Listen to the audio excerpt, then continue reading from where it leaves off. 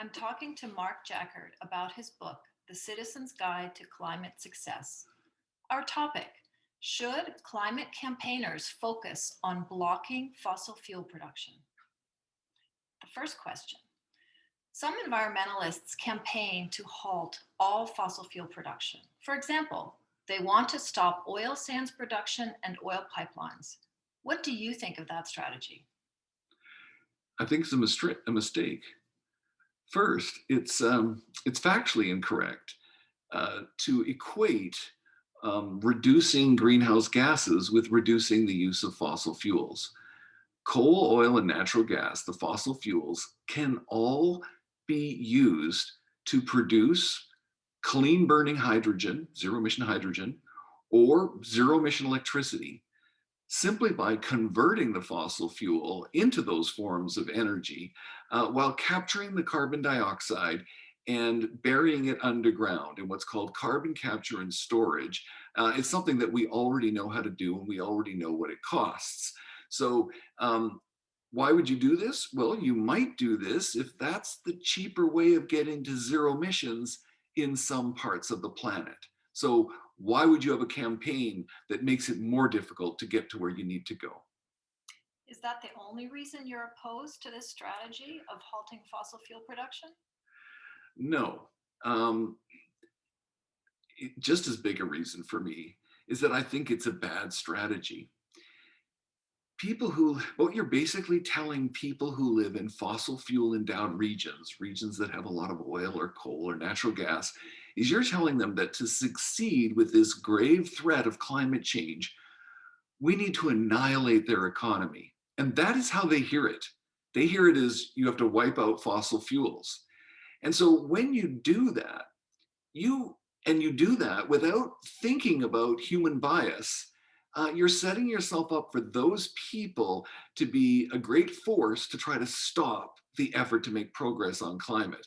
What I think we need to be doing, and in fact, in 2004, so 17 years ago, I wrote a book called Sustainable Fossil Fuels. And in there, I talked about how, and the motive for writing the book was to say, let's combine our scientific knowledge about climate and about the technologies and energy forms and how to get our emissions down as quickly and cheaply as possible. But let's combine that with the research on human psychology.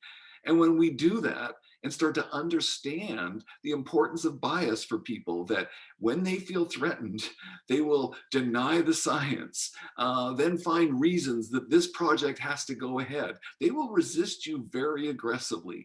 The economic annihilation strategy, well, we've been trying that for 30 years, and the results and the response has really been just as one would expect. And so, of course, my sympathies and my support is for environmental campaigners, but I really do ask them to think about this and ask if it is the better strategy, because I don't think it is. And that's why I oppose it. Then, on what strategies should climate campaigners focus?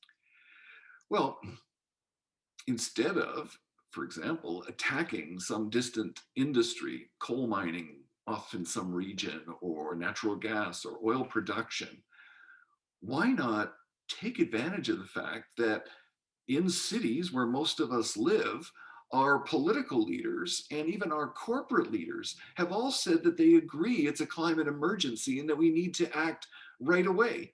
So, what could you do? Well, if we're trying to slow down oil production, that means we're trying to slow down oil consumption. And we have the means right where we live right now to move quickly to slow down oil consumption. Just think about, there's so many examples, but I'll give you a couple. Right now, automobile dealerships in cities are selling luxury gas guzzling cars. Imagine when youth are saying we want to do something about a climate emergency. Why not work with them to put pickets up around the luxury car dealerships and embarrass both the corporate world but also our political leaders to say, why are you still selling these luxury cars? We can use the excuse that, oh, we can't go to electric cars because they're too expensive for middle class or poorer people. but it doesn't work with rich people. Why are we still selling these cars in a climate emergency? Imagine the effectiveness of a campaign. And that campaign then should lead to policies like a zero emission vehicle standard that says within the next 5 to 10 years, we're no longer going to allow you to sell gasoline vehicles. Well, here's another one. In cities, what's the other big use of cause of greenhouse gas emissions? It's burning natural gas.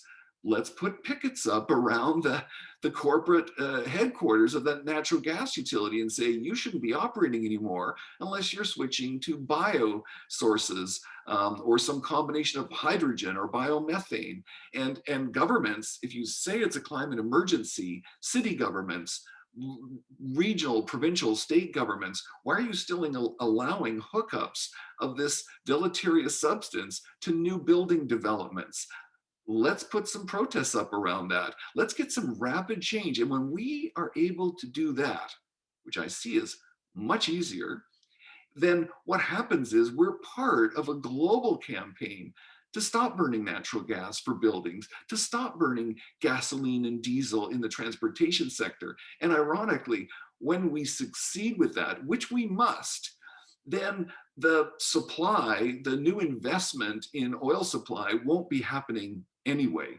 So work on that demand and get that down, because you can stop oil production in your own country, but it just means that someone's going to produce it somewhere else. The Earth's crust is chock-a-block full of fossil fuels, including oil and natural gas. So if we're going to succeed, stop the demand. We have the means to do that right now.